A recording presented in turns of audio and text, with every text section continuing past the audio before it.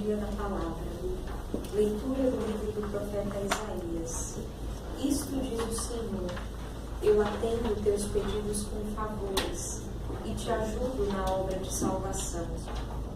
Preservei-te para seres elo de aliança entre os povos, para restaurar a terra, para destruir a herança dispersa, para distribuir a herança dispersa, para dizer aos que estão presos: saí, e aos que estão nas trevas: mostrai-vos. E todos se alimentam pelas estradas e até nas colinas estéreis se abastecem. Não sentem fome nem sede, não os castiga nem o calor nem o sol, porque o seu protetor toma conta deles e os conduz às fontes de água. Farei de todos os montes uma estrada, e os meus caminhos serão nivelados. Eis que estão vindo de longe, uns chegam do norte e do lado do mar, e outros da terra de Sinim. Louvai aos céus, alegra-te terra, montanhas, fazei ressoar o louvor, porque o Senhor consola o seu povo e se compadece dos pobres. Disse Sião: o Senhor abandonou-me, o Senhor esqueceu-se de mim. Acaso pode a mulher esquecer-se do filho pequeno, a ponto de não ter pena do fruto de seu ventre? Se ela esquecer, eu, porém, não me esquecerei de ti. Palavra do Senhor. Graças a Deus. O salmo responsorial tem por refrão: misericórdia e piedade é o Senhor. Misericórdia e piedade é o Senhor. Misericórdia e piedade é o Senhor. Ele é amor, é paciência, é compaixão. O Senhor é muito bom para com todos. Sua ternura abraça toda a criatura. Misericórdia e piedade é o Senhor. O Senhor é amor fiel em sua palavra. É santidade em toda a obra que Ele faz. Ele sustenta todo aquele que vacila e levanta todo aquele que tombou. Misericórdia e piedade é o Senhor. É justo o Senhor em seus caminhos. É santo em toda a obra que Ele faz. Ele está perto da pessoa que o invoca e de todo aquele que o invoca lealmente. Misericórdia e piedade é o Senhor. De pé aclamamos o Senhor. Que teu servo escuta. Fale, Senhor, que teu servo escuta.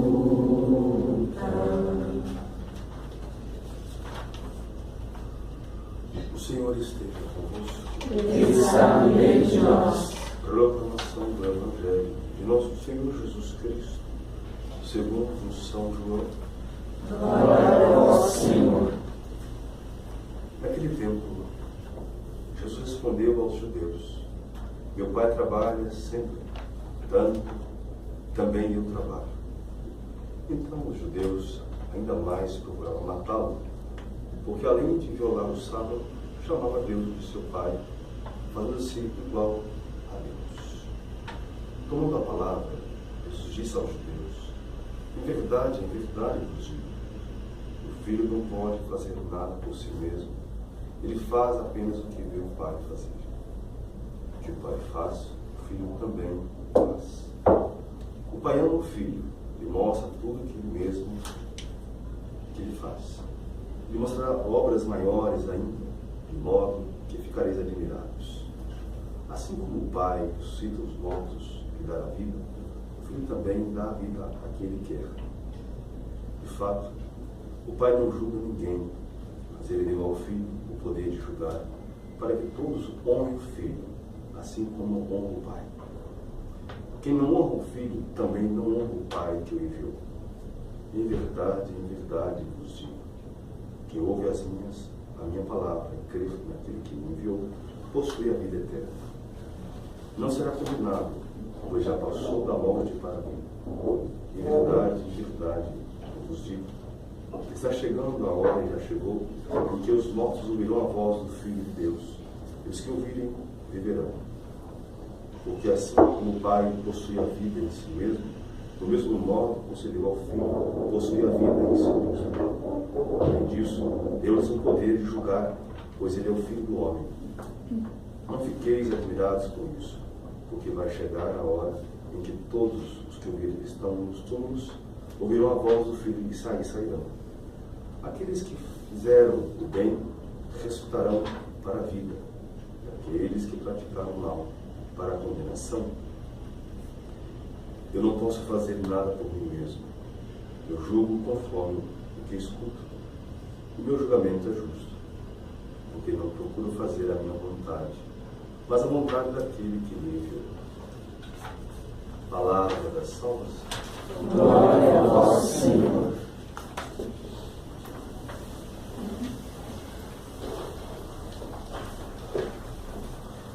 Na visão joanina, Jesus traz a paternidade de Deus.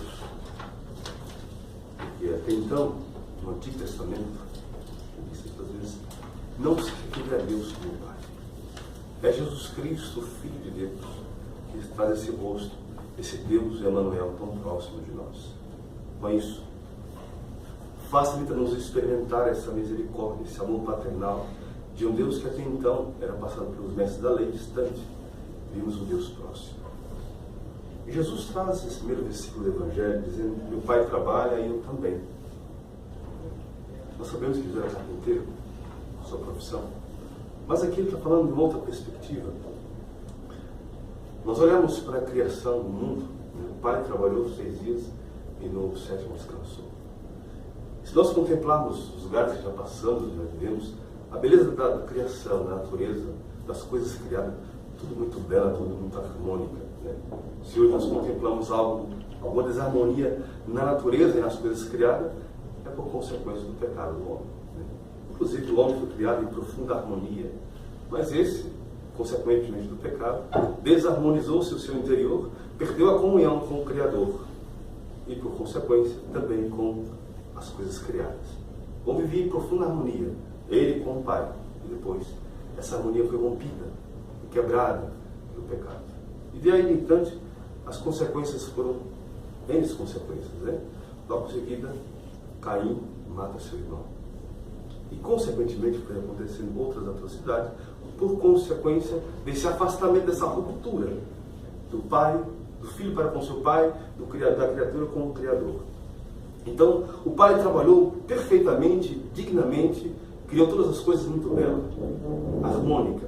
A criação é a obra do grande artista que é Deus. Mas essa obra foi corrompida, essa obra foi manchada, foi destruída por uma das criaturas de Deus, que foi o homem. Todas as coisas criadas, o único que traz a imagem e semelhança de Deus, somente o homem traz a beleza de Deus dentro de si. Porque imagem e semelhança significa beleza de Deus no homem. Foi rompida essa beleza. O homem por um ser desfigurado. Então, o Pai trabalhou, dedicou-se a uma obra perfeita, como um filho que depois que seu pai não pode mais administrar suas empresas, o filho assume a empresa do seu pai e tenta fazer o melhor ainda que o seu pai fez, porque um bom discípulo é aquele que supera o seu mestre. Então o Pai criou tudo muito belo, muito perfeito, mas o Pai chorou, o Pai sentiu que ele perdeu, ele viu tudo que ele criou sendo corrompido, e ainda os filhos, ele perdeu a sua afiliação aos filhos, porque por liberdade, por causa da liberdade, o homem se afastou-se de Deus. Os profetas, os juízes, tudo isso é para trazer o homem de volta, essa profunda harmonia. Porque se o homem volta para Deus, as coisas ao seu redor também voltam para Deus. Se quer mudar o mundo, mude o homem. Que tudo volta em harmonizar de novo. Então, chegou a um ponto que Jesus vem trabalhar a obra-prima que Deus criou. Somos nós. Jesus assume a natureza humana. Ele quer recapitular a humanidade para o Pai.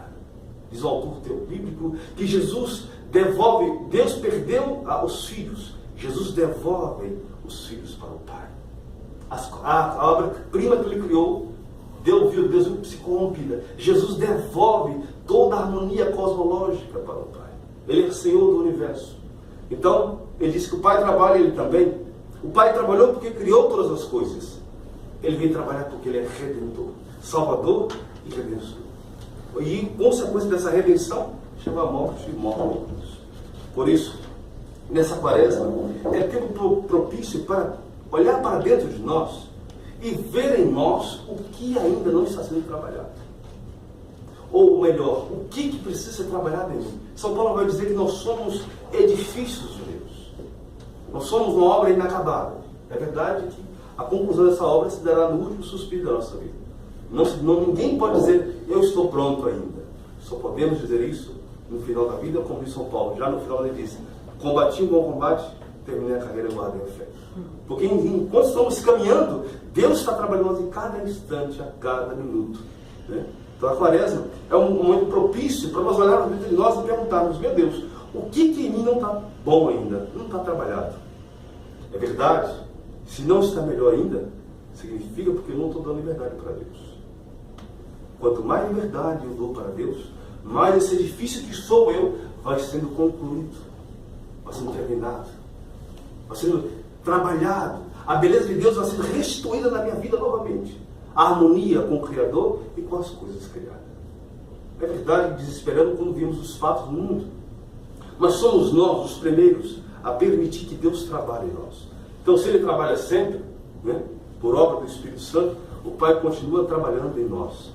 Então, esse ser humano que às vezes olha, que nos assusta com certos pensamentos, com certa tendência dentro de nós, com certas inclinações, mas tem a segurança e certeza. Jesus é o grande artífice, é o grande escultor que trabalha em cada um de nós diariamente nos acontecimentos a cada dia. O Pai criou todas as coisas. Jesus redimiu. E o Espírito Santo tem a missão de santificar esta obra-prima que somos eu e você. Porém, tem um fator fundamental.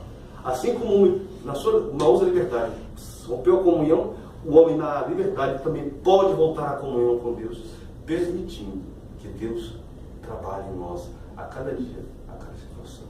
Lá na comunidade, eu falo para os meus filhos que muitas vezes nós desperdiçamos momentos de santificação.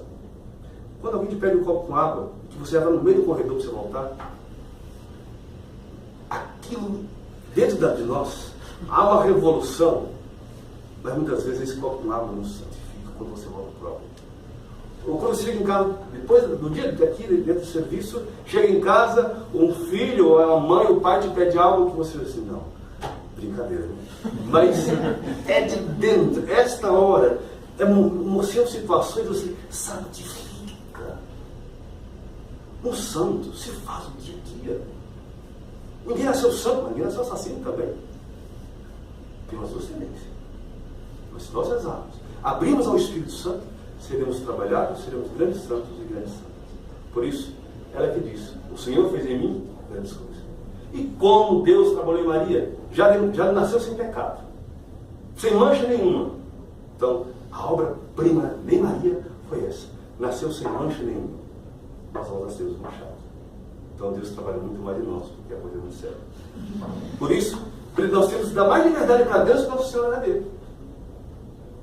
Quando nós contemplamos o tanto de coisa que nós precisamos trabalhar, então nós temos que não só abrir, mas escancarar o coração. Dizer, Senhor, trabalhe em mim. Como eu já vi um escultor trabalhando numa madeira para imprimir uma imagem? Olha, é suado. Está vendo essa capela pintada aqui, tudo isso aqui bem feito? Leva tempo. Essa madeira não nasceu assim não, é uma bruta grossa.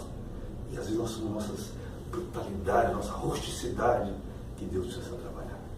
Ao temperamento, aos sentimentos, às inclinações. Maior que nossas misérias é a ação de Deus na nossa vida. Louvado seja o nosso Senhor Jesus Cristo. Para sempre seja louvado.